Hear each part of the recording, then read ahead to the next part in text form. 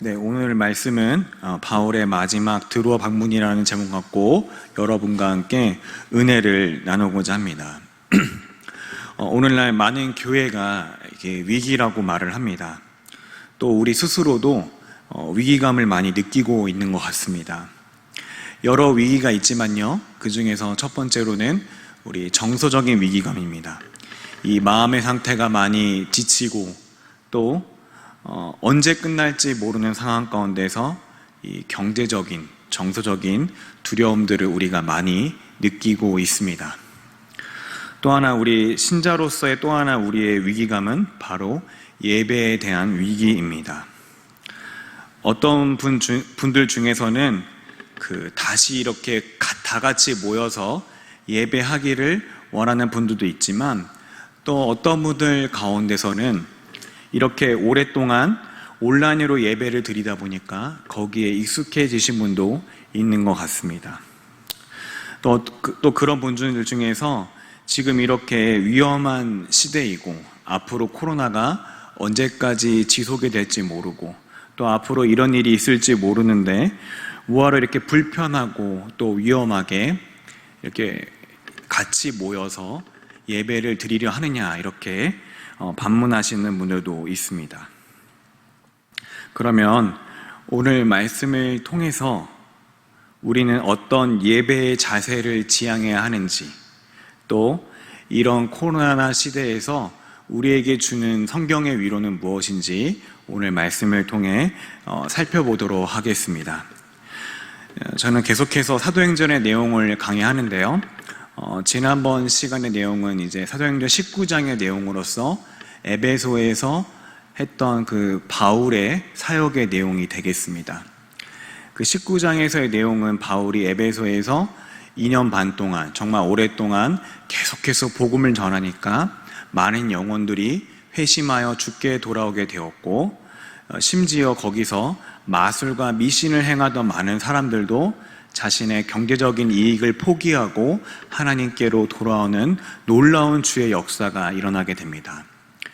오늘 본문에는 없지만 그 다음에 그 에베소에서는 많은 이제 거기에 대한 반발들이 일어나서 많은 사람들이 모여서 정말 바울을 이제 잡아다가 때리고 큰 위기에 처하게 하려고 했던 움직임들이 있었습니다.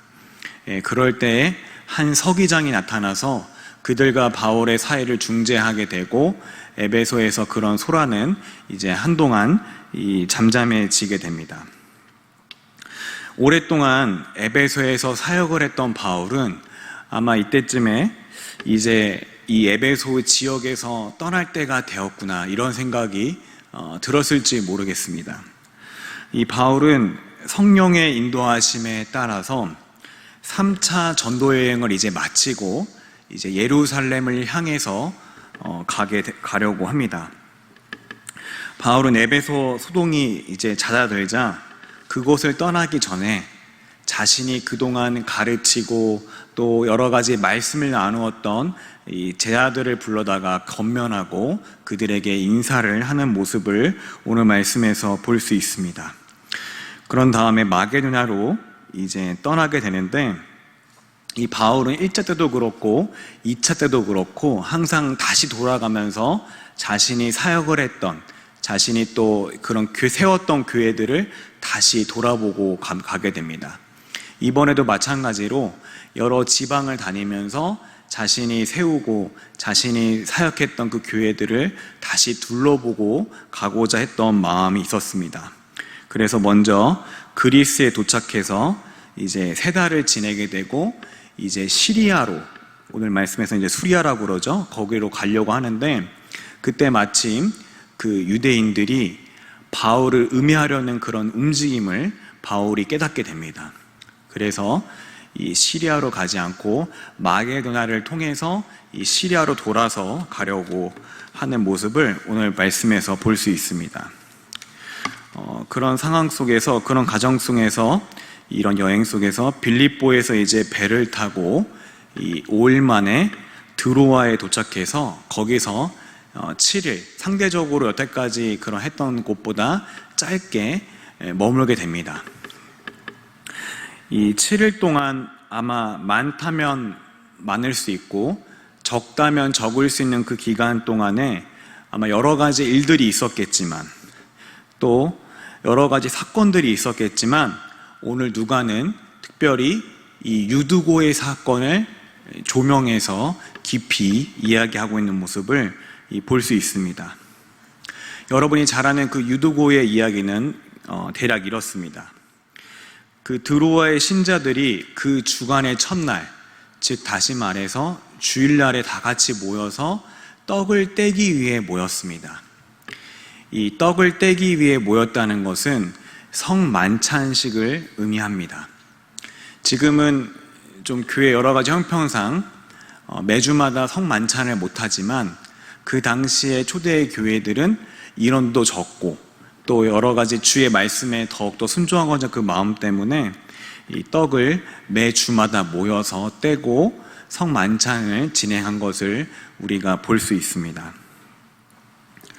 그런데 아무래도 바울이 이제 다음 날에 드로아를 떠나서 다른 곳에 가야 되니까 그리고 또 지금 이제 이곳을 이 드로아라는 지역을 떠나게 되면 이제 이 지역의 사람들을 언제 다시 볼지 모르는 그런 상황이다 보니까 이 설교 시간에 굉장히 강론을 길게 하게 됩니다. 이때 유두고라는 청년이 창가에 걸터 앉아 있다가 바울의 이제 강론이 길기도 하고 또 바울이 글로는 굉장히 뛰어나지만 이 언변에는 그것에 비해서 좀 부족했던 것 같습니다. 그런 것도 있었고 또 그 지금은 이렇게 예배당에 건물이 있지만 이 당시에는 예배당이 따로 있기보다는 어떤 가정집에서 보통 하기 때문에 사람들은 많이 보이는 데 비해서 상대적으로 좁은 지역에서 예배를 드렸을 가능성이 높습니다. 또 거기다가 횃불이 이제 어두우니까 횃불을 붙이는데 횃불에 불이 타니까 아마 이제 가스가 찼겠죠. 그러다 보니까 이 신분도 이 산소도 이제 부족하고 이제 공기도 탁하고 이런 상황 속에서 이 점점 이 잠이 왔을 것 같습니다. 또 뿐만 아니라 유두고가 그 당시에 그 이름을 보게 되면은 그 이름에 신분을 상징하는 그런 내용들이 많이 있다고 합니다. 그래서 유두고의 그 원어의 기원을 이제 들어가다 보면은 이 사람이 높은 신분이기보다는 낮은 신분, 즉 종의 신분이거나 노예의 신분일 가능성이 굉장히 높다고 그래요. 그렇게 되면은 이 사람은 오전부터 새벽부터 해가지고 이 저녁 때까지 여기 이제 주일날 모이기 전까지 굉장히 고단한 여러 가지 노동을 했을 가능성이 굉장히 높습니다. 그렇게 노동과 수많은 여러 가지 요인 때문에 유두고는 이제 깊이 잠이 들어버렸습니다. 유두고가 이렇게 깊이 잠에 들다가 이제 이렇게 하다가 졸다가 이렇게 넘어졌는데 안쪽으로 넘어졌으면 상관없을 텐데 이제 하필 떨어졌어요, 밖으로. 근데 그 장소가 3층이었대요. 3층이다 보니까 떨어져서 이 사람이 자던 중에 떨어지게 되니까 어떻게 되겠죠? 이 사람이 아마 머리부터 떨어졌을 것 같아요. 그래서 바로 그 자리에서 죽게 됩니다. 근데 이것에 대해서 많은 자유주의 학자들은 이것이 진짜 죽은 것이 아니라 문학적인 것이나 영해적으로 또는 영적으로 표현을 했을 것이라고 많은 사람들이 이야기를 합니다. 왜냐하면 이제 나중에 다시 살아나기 때문에 그렇죠. 근데 이 중요한 것은 이 사도행전은 누가 기록했죠? 사도행전은 누가가 기록했습니다. 누가가 기록했는데 이 누가의 직업은 의사입니다.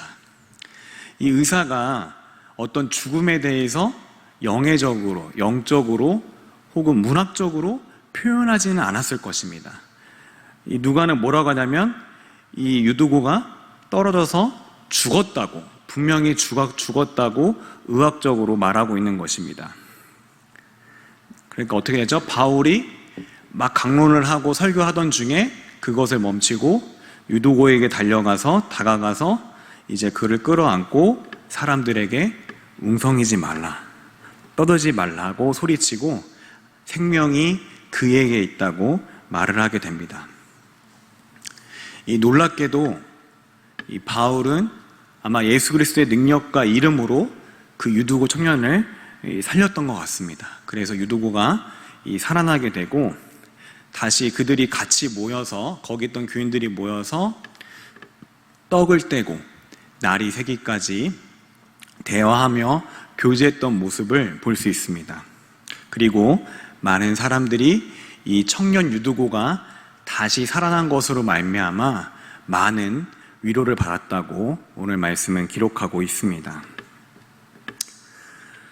근데 한 가지 우리에게 의문이 되는 것은 오늘 말씀에서 아까도 얘기했지만 누가는 다른 지역도 굉장히 많은데 그 짧게 7일 동안 있었던 드로아의 이야기를 또 7일 중에서도 하필 유두고의 이야기를 여러분 생각하는 것보다 굉장히 상세하게 기록하는 모습을 볼 수 있습니다. 약간 어떻게 보면 여태까지 바울의 그런 행적들에 비하면 굉장히 좀 어색하게 느껴질 정도로 굉장히 좀 이렇게 어색하게 느껴져요. 근데 왜 이렇게 누가가 왜 이렇게 바울의 이 사건을 기록을 하고 있을까 했을 때 이 말씀을 읽어드리겠습니다. 사도행전 20장 22절에 보라, 이제 나는 성령에 매여 예루살렘으로 가는데 거기서 무슨 일을 당하는지 알지 못하노라. 그리고 23절에 오직 성령이 각성해 내게 증언하여 결박과 환난이 나를 기다린다 하시나. 이 말씀을 보면 우리가 좀 예측을 할 수가 있습니다. 이 말씀은 오늘 본문의 사건에 바로 이어질 뒷이야기입니다. 그리고 바울이 했던 이런 내용입니다. 이 바울은 마게도나를 거쳐서 예루살렘으로 향하는데 이 예루살렘으로 향하는 것이 그냥 자신의 의지로 향하는 게 아니라 성령께서 그곳으로 이끄신다고 말을 합니다. 근데 중요한 거는 이제 바울이 자신에게 어떤 일이 닥칠지 모른다고 고백을 하고 있어요. 그리고 심지어 뭐가 기다린다고요? 결박과 환난이 자신을 기다린다고 이야기하고 있습니다.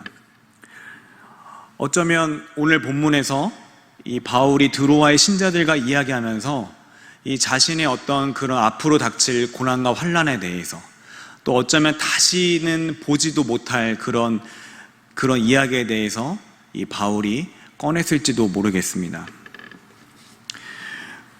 그러나 이런 상황 속에서 다시 이제 드로아의 신자들을 못 보는 상황 가운데서 이 유두고가 죽었다가 다시 살아난 사건은 상징적인 의미가 있는데 첫 번째로는 여태까지 그 말씀을 전했던 또 말씀 사역을 했던 그 사도 바울이 진정한 하나님의 붙들림을 받은 사도라는 것을 이야기하고 있습니다. 또 하나는 바울이 지금까지 그 전했던 예수님의 죽음과 부활이 진짜이며 설령 이 드로아에 있는 신자들이나 다른 신자들을 이제 앞으로 다시는 못 보게 된다 할지라도 나중에 사도 바울과 이 신자들이 언젠가 부활하게 될 그 날에 다시 그들을 볼 수 있다는 사실을 이야기하고 있는 것입니다. 원래 하나님은 이 자신의 영광을 드러내기 위해서, 나타내기 위해서 이 세상을 창조했고, 이 사람은, 피조물인 그 사람은 그런 하나님을 예배함으로써 또 하나님과 교제함으로써 그것으로 말미암아 복된 상태를 누릴 수가 있었고 그것으로 말미암아 행복할 수 있는 상태였습니다. 이 오늘 본문의 유두고의 이름의 뜻도 복되다라는 그런 뜻이 있습니다. 그러나 오늘 유두고는 어떻습니까? 이 복되다라는 그런 뜻의 이름과 다르게 오늘 노예이며 종으로 살았다가 고단하게 하루하루를 살았다가 오늘 갑자기 허무하게 죽게 되었습니다. 이 유두고의 그 갑작스러운 그 사건은 사실 사람이라면, 모든 인간이라면 다 겪게 될, 다 걸어야 될 그런 사건입니다. 하나님을 예배하고 하나님의 자녀로 복된 상태를 누려야 될 모든 사람들이 이제 죄를 지게 됨으로써 이제 죄와 사망의 종노릇을 하게 되었고, 아무 의미 없이 내가 왜 사는지도 모르게 이렇게 허무하게 살다가 마지막에는 죽음으로 갈 수밖에 없는 그런 허무하고 허탈한 인생이 바로 원래 우리의 인생의 모습이었던 것입니다. 이 정해진 길에 대해서, 이 정해진 사람의 운명에 대해서 우리가 할 수 있는 것은 아무것도 없습니다. 오늘 본문에 유두고가 떨어졌을 때 바울이 처음에 한 말은 너희가 떠들지 말라였습니다. 이 유두고가 죽었을 때 사람들이 할 수 있는 게 뭐가 있었나요? 아무것도 없었습니다.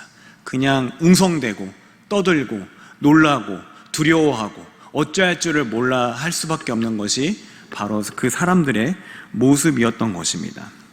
마찬가지로 우리에게 정해진 그 길에 대해서 우리는 아무것도 할 수 없고 다만 두려워하고 놀라고 떨고 잊고 지내다가도 그 일을 겪으면 또다시 두려워하는 그 모습이 바로 모든 사람들의 길이었습니다. 그러나 이 사도 바울을 통해서 예수님이 다시 유두고를 살리셨고 이 생명을 다시 준 뒤에 모든 신자가 다 같이 모여서 떡을 떼며 화목하고 교제한 것처럼 이제 예수님이 우리의 죄를 대신해서 그 자신의 보혈과 이제 죽음으로 이제 예수님을 믿는 모든 사람은 예수님의 보혈의 피를 통해 다시 하나님과 교제하고 또 다시 하나님을 예배하고 그런 화목한 자리로 다시 돌아오게 된 것을 오늘 본문에서 이야기하고 있는 것입니다. 오늘 말씀을 통해서 우리가 배울 수 있는 교훈은 우리가 살아가면서 많은 사람을 죽음으로 떠나보냈지만 그분과 내가 예수님을 믿는 사람이라면 언젠가 다시 보게 될 거란 사실입니다. 또 지금의 세상이 끝이 아니라는 사실입니다. 어떤 사람과 갑자기 그 사랑하는 사람과 매일매일 먹고 마시고 즐기고 이야기하다가 갑자기 그 사람이 내 곁을 떠나면 얼마나 그 일이 충격적일까요? 또 얼마나 불행할까요? 그 사람에게 하고 싶었던 말, 같이 함께하고 싶었던 거, 화해하고 싶었던 말, 그런 수많은 것들을 못하는 것들이 그 갑자기 떠나보낸 사람들의 마음속에는 평생의 한이 될 수 있을 것입니다. 그러나 그런 우리에게 희망이 있는 것은 바로 그분과 내가 주 예수를 믿는 사람이라면 언젠가 다시 보게 될 것이라는 사실입니다. 언젠가 다시 보게 돼서 다시 교제하고 다시 떡을 떼고 다시 함께할 것이란 사실인 것입니다. 그리고 또 하나, 오늘날 우리 시대에 많은 난리와 또 많은 무성한 소문과 무엇이 진짜이고 가짜인지 그 모르는 시대 속에서 복음은 진짜란 사실을 우리가 기억할 때 우리 가운데 소망이 있는 것입니다. 저한테 많은 분들이 물어봐요. 뭐 정치적인 견해라든지 이 수많은 것들을 저한테 물어보는데 제가 이제 요즘 세대 말로 정할모, 정치 모르는 사람이기도 하고 그리고 또 이제 사실 어디까지가 진짜고 어디까지가 가짜인지 몰라서 항상 그래요. 제가 대답을 못 해드리겠다라고 얘기합니다. 우리 시대에 수많은 정말 소문과 수많은 그런 것들이 있는데 사실 우리가 혼란스러운 것은 어디서 어디까지가 진짜고 어디서 어디까지가 가짜인지 모르겠어요. 근데 우리가 그럼에도 불구하고 희망이 있고 위로가 있는 것은 오늘 우리에게 주어진 그 말씀만은 진짜라는 사실인 것입니다. 그리고 마지막으로 우리가 온라인으로 예배를 드리지만 여기서 만족하면 안 되고 다시 모여서 예배하기를 기도하고 소망하고 원해야 하는 것입니다. 어떤 분들은 이제 굳이 위험한데 왜 모이려고 하느냐? 그리고 또 지금이 편한데 왜 모여서 해야 되냐? 이렇게 말씀하시는 분들이 있습니다. 그러나 우리가 모여야 하는 이유는 이 교회라는 뜻이 예수 그리스도를 주로 고백하고 따르는 성도들의 모임, 공동체이기 때문에 그렇습니다. 또 예배란 것이 꼭 하나님께 올려드리는 것만을 의미하는 것이 아니라 오늘 본문에서 바울과 성도들이 같이 모여서 떡을 떼며 교제하고 대화하면서 밤새도록 이야기한 것처럼 사실 예배의 큰 요소 중에 하나는 바로 성도와의 교제를 포함하고 있기 때문에 그렇습니다. 우리가 온라인으로는 사실 그런 부분들이 분명히 한계가 있는 것입니다. 그리고 나중에 우리 신자들이 다 같이 부활해서 마지막으로 다 같이 모여서 영원히 하게 될 것도 바로 하나님을 같이 모여 예배하는 것이기 때문에 우리가 같이 모여서 예배드리기를 소망해야 하는 것입니다. 즉 우리의 정체성 자체가 바로 같이 모이는 것입니다. 기독교 역사 가운데 수많은 위기가 있었습니다. 로마 시대 때도 위기가 있었고 일제시대 때도 위기가 있었고 수많은 그 위기들이 있었습니다. 그런데 그럼에도 불구하고 정말 수많은 위기 가운데서 이 기독교가 존속을 하고 또 더 오히려 박해를 받으면 받을수록 힘이 있었던 것은 그들이 어려운 중에도 같이 모여서 기도하고 예배하고 떡을 떼고 함께 서로의 신앙을 나눴기 때문에 그렇습니다. 수많은 로마의 군대들이 쳐들어왔을 때도 이 카타콤에 들어가서 그들이 신앙을 유지하고 또 지금의 북한의 많은 사람들도 이 토굴에 들어가서 또 예배를 드리고 그런 같이 모여 함께하는 그 신앙이 있었기 때문에 그 박해 속에서도 신앙의 힘을 잃지 않고 계속 나아갔던 것입니다. 그러나 지금은 정말 우리가 위기를 맞이한 것 같습니다. 우리가 같이 모일 수가 없고 같이 기도할 수가 없고 같이 예배할 수가 없는 사실이 우리에게 어쩌면 또 다른 큰 위기일지 모르겠습니다. 그러므로 우리는 다 같이 모여서 함께 기도하고 함께 예배하고 함께 교제하게 되는 그날이 다시 오게 되기를 기도하고 또 소망하는 저 여러분이 되기를 소망합니다. 그렇게 같이 모일 때 우리가 이 어려운 시대 속에서 우리가 앞으로 나아갈 수 있습니다. 신앙인으로 정체성을 유지할 수 있습니다. 모이지 못하면 이 교회는 약해질 수밖에 없습니다. 우리가 그런 것을 기억하면서 기도하시고 또 하나님께 간구하시는 저 여러분 되기를 소망합니다.